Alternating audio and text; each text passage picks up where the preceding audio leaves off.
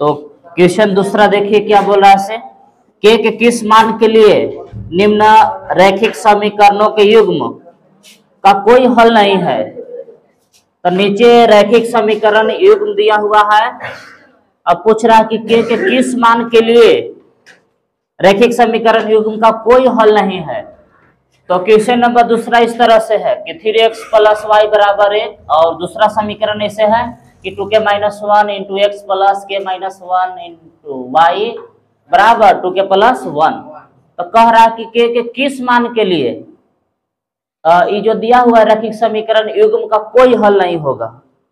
तो पहले हम लोग चुनेंगे a1 b1 c1, और एकरा से दूसरा से a2 b2 c2। तो पहले वो पता करते हैं।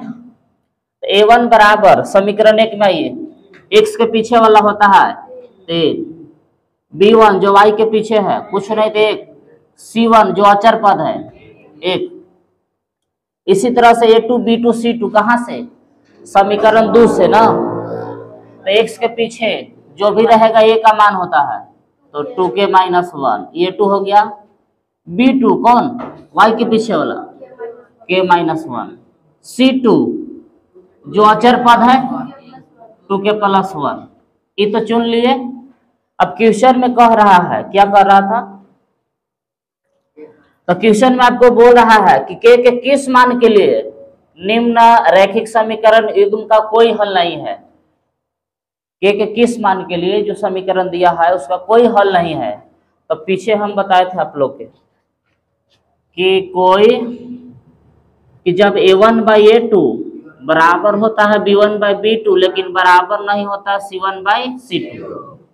पीछे बताया है जी, a1/a2 बराबर रहता है b1/b2 लेकिन बराबर नहीं रहता है c1/c2, तब रैखिक समीकरण युग्म का कोई हल नहीं होता है। क्वेश्चन में पहले ही बोल दिया है कि कोई हल नहीं है, तो ये वाला लिखेंगे सूत्र।